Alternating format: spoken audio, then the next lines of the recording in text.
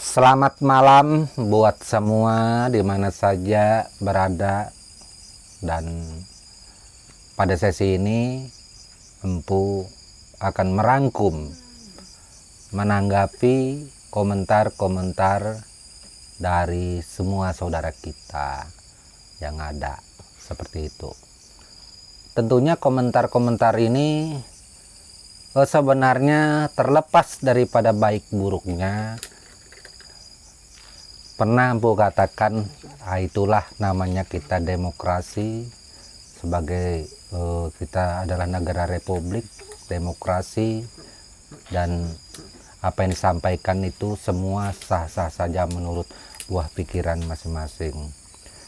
Tetapi ada juga pertanyaan yang sebenarnya bukan ranah atau kapasitasnya Empu untuk menjawabnya, karena kita sama-sama orang pinggiran, sama-sama orang yang bercerita di warung kopi, kan seperti itu. Maka karena pertanyaan ini bukan kapasitas yang Empu menjawabnya secara standar pemerintah, secara standar negara, maka Empu akan menjawab standar rakyat biasa untuk golongan kelas Empu, kan seperti itu. Oke, Empu mulai. Jadi ada yang mengatakan Bapak Empu ini baru saja pulang dari Jakarta sudah pro pemerintah. Nah, beliau mengatakan seperti itu. Oh, jadi kalau setiap orang Dayak pulang dari Jakarta ke kampungnya, ke Kalimantan, ya katakanlah orang Kalimantan pulang ke Kalimantan dari Jakarta, berarti itu dianggap pro pemerintah semua atau kontra pemerintah, sebaliknya seperti itu. Kok simpel banget pikirannya seperti itu. Apakah Jakarta ini milik saudaraku? Enggak, kan Jakarta adalah ibu kota negara Republik Indonesia, siapapun berhak ke sana. Meski dia berangkat dari Kalimantan ini numpang kencing aja ke sana, pulang ke Kalimantan juga nggak ada masalah kok. Seperti itu. Nah, ini rasanya kurang relevan. Ya. Masalah pro dan kontra itu hak masyarakat. Namanya kita demokrasi. Kalau saudaraku kontra, saya pro. Memangnya masalahnya apa? Seperti itu. Nah, itu seperti itu. Terus ada juga yang mengatakan bahwa proyek IKN itu akan dikerjakan oleh Cina segala macam, itu nanti akan dibayar 7 turunan segala macam. Itu kita Indonesia orang kita tidak dilibatkan di situ. Jadi pertanyaannya, Empu ulang kembali, tadi ada gangguan sedikit masalah speaker. Masalah tenaga kerja asing, tenaga Cina yang mengerjakan IKN, dan itu nanti akan dimiliki oleh Cina. Cina akan mengambil alih Kalimantan. Tuh, seperti itu. Kurang lebih banyak komen-komen yang lain. Bahkan beliau juga menyampaikan Bapak Dayak harus berpikir secara cerdas. Itu jangan mau dibodohin oleh Joko Widodo. Saya rasa kami orang Dayak dan kami orang Kalimantan pada umumnya, bukan hanya Dayak, kami ini bukan terlalu bodoh. Banyak orang kami yang pintar. Ya. Jangankan kami di Kalimantan, mungkin saudaraku di luar sana saja pendapatnya pro dan kontra masalah IKN, kan seperti itu. Kenapa Dayak yang disalahkan? Kenapa Empu yang disalahkan? Masalah proyek IKN, tenaga kerja asing dilibatkan, dapat tender orang asing. Ya tanyakan ke pemerintah, bagaimana Anda bisa mendapatkan tender? Bukan dengan Empu. Masalah persaingan tender orang asing yang mendapatkan, ya itu kan bagaimana? Artinya tergantung daripada pemerintah. Bukan kapasitas saya Empu untuk menjawab. Persaingan tender itu hal yang biasa, saudaraku. Harapanku, bersabarlah, mungkin belum rezeki saudaraku. Mungkin di lain waktu nanti IKN sudah jadi, atau pertengahan IKN saudaraku bisa mendapatkan tender, kan seperti itu, nggak apa-apa. Itu namanya rezeki, ini kan nggak bisa juga dipaksakan. Gimana Mas Icang? Iya, siap. Nah, betul kan, nama tender ini kan ya biasa aja seperti itu. Biasa. Itu. Terus Kalimantan akan diambil alih Cina. Kalimantan ini luas. Kalimantan itu bukan kampung 1 RT. Ya, yang bisa diambil alih warganya 1 RT lalu dicaplok. Itu. Kalimantan ini luas. Kalimantan bukan hanya sebatas IKN. Hitung aja Kalimantan berapa provinsi, berapa ribu kilo persegi. Nggak sedikit-sedikit. Ya, itu. Berbicara masalah IKN, ya kan, itu kan program pemerintah. Jangan memaksakan orang yang pro harus mengikuti pikiran Anda yang kontra. Sedangkan orang yang kontra, yang pro juga tidak pernah memaksakan, kan seperti itu.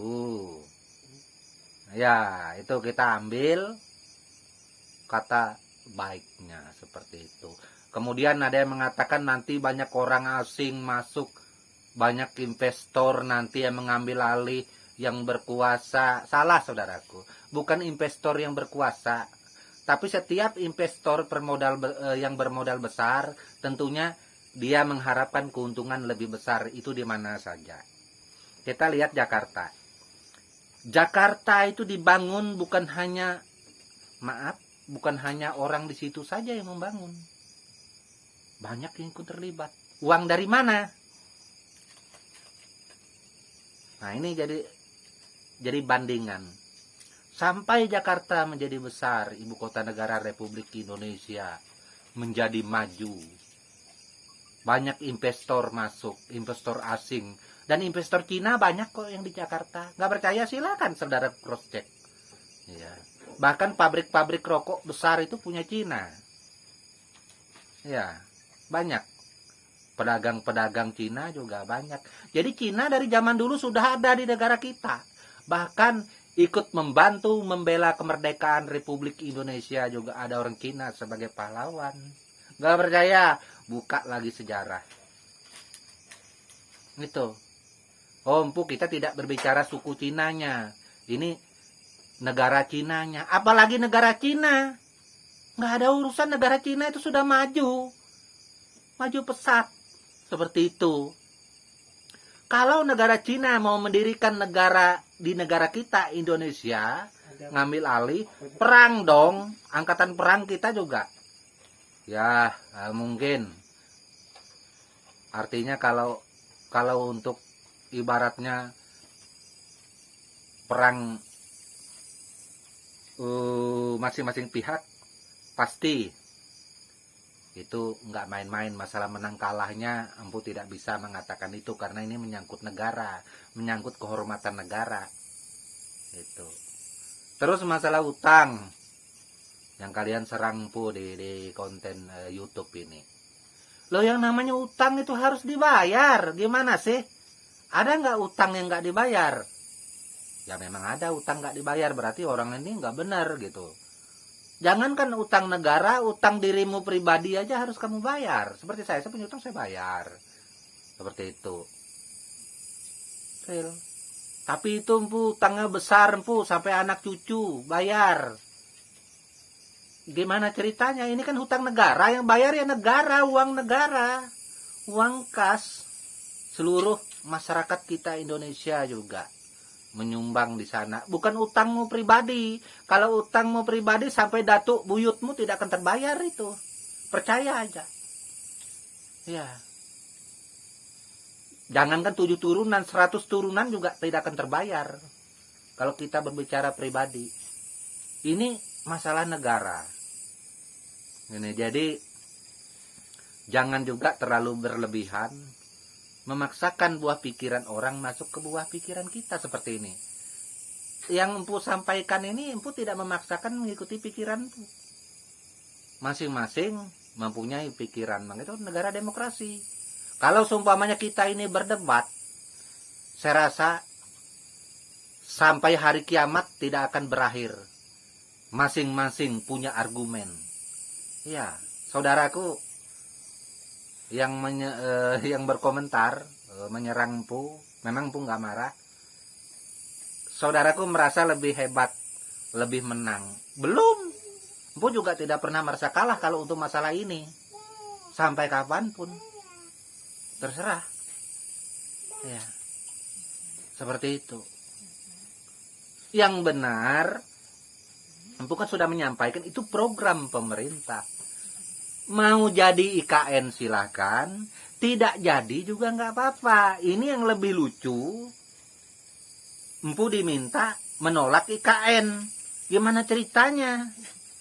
Emang Empu ini punya power, punya kekuatan. Apakah kedudukan Empu ini sama dengan presiden? Kalau kamu punya kekuatan, kamu aja yang maju menghadap presiden. Bawa pasukanmu. Itu. Kalau perlu gulingkan presiden yang ada, Pak Jokowi per saat ini. Seperti itu. Nah, jadi jangan membuat komentar, apalagi mengatakan orang bodoh. Itu. Bodoh kami orang Kalimantan, tapi kamu lebih bodoh dibanding kami orang Kalimantan. Kenapa demikian? Karena kamu memaksakan kehendakmu. Itu. Sedangkan kami orang Kalimantan, jujur saja, ada yang menerima IKN, ada juga yang menolak. Apakah kami yang ada ini akan marah-marah? Seperti Empu. Apa Empu akan marah-marah? Enggak kok. Namanya kita demokrasi. Di dalam tubuh kita orang Dayak aja, ada aja saudara kita yang menolak, nggak ada yang marah, kok biasa saja. Tapi kenapa ini justru diarahkan seolah-olah kami orang Kalimantan, pribumi Kalimantan paling bersalah terhadap IKN. Katanya ke IKN ini milik Indonesia. IKN ini bukan milik Dayak loh. Ini harus diingat. Kami hanya menerima adanya IKN. Kami orang Dayak, kami orang Kutai, kami orang Banjar, dan saudara kita yang lain-lain hanya menerima IKN yang ada. Lalu dipaksa suruh menolak. Loh, itu perjanjian waktu duduknya IKN bukan zamannya Empu kok. Ya, itu duluan. Dan Empu tidak ada hadir di situ. Ya. Oke, sekarang Empu menolak, ikut kalian nih. Empu menolak IKN. Jangan ada IKN di Kalimantan. Apa yang akan kalian lakukan? Ayo, lakukan. Karena Empu kan takut, Empu di belakang layar aja. Silakan. Kita jangan main bacot. Silakan. Ayo, kalian buat pergerakan. Kalau perlu datang Kalimantan, tuh, tutup IKN yang ada. Tutup aja. Ini. Seperti itu. Jadi jangan membuat provokasi, mengadu domba, kami sama-sama orang Kalimantan. Sudah cukup kami selama ini merasa penderitaan. Hutan kami diambil. Semua hasil bumi kami diambil, termasuk tambang segala macam dan lain-lain. Sudah Empu ceritakan dan Empu sampaikan sebelumnya. Kami orang Kalimantan ikhlas diambil. Untuk apa? Untuk negara, untuk kepentingan, untuk menghidupkan ibu kota yang ada. Termasuk pasokan listrik dan lain-lain. Bukan hanya Kalimantan, daerah-daerah kita, daerah lainnya di Nusantara ini juga seperti itu. Tidak pernah kami menghalangi. Kenapa? Yang namanya pemerintah, yang namanya negara, tentunya boleh mengambil itu untuk kebutuhan negara. Bahkan sisa-sisa tambang penebangan hutan yang ada itu banyak. Luas sekali, belum seberapa luas IKN. Nggak percaya. Kemarin kan ada bilang, Empu buktikan kalau ada foto. Jangan main ngomong, sini kamu datang ke tempat Empu. Saya bawa kamu ke tambang-tambang yang ada. Siapkan uangmu saja. Ya. Siapkan uangmu. Nanti Empu antar. Seberapapun kamu kepingin foto aja di situ. Ya. Itu. Kamu kepingin lihat kerusakan hutan yang ada, boleh, empu bawa juga. Di mana kamu mampu? Hanya uangmu saja. Jadi jangan menyalahkan kami orang Kalimantan. Kami cukup bijak, kami cukup adil. Dan selama ini apa saja dilakukan oleh pemerintah sebelum era Jokowi, kami tetap selalu welcome, silakan. Pemerintah mau buat program segala macam, mungkin Bu tidak menyebutkan banyak program-program lainnya, kami nggak ada masalah. Dan pada saat ini membumbui bahasa-bahasa orang Kalimantan yang tidak satu pemikiran dengan kalian yang kontra, dipaksa-paksa. Nggak boleh. Terlalu keras di dunia maya, tapi pada kenyataan semuanya kosong. Yang kalian yang ngomong jelek kepada empu, nggak semua. Kita boleh ngomong apa aja, tetapi jangan sudah menyerang pribadi seseorang. Ini sudah menyerang pribadi empu, makanya itu empu menyanggahnya. Mohon maaf saudaraku para netizen, jangan salah paham. Apa perkataan empu ini menyanggah orang yang menyerang pribadi empu langsung dengan katanya ibu kota. Silakan kamu yang pintar, saya tunggu kamu datang. Bawa uangmu, kita keliling Kalimantan. Kamu kira Kalimantan itu setingkat RT? Ya.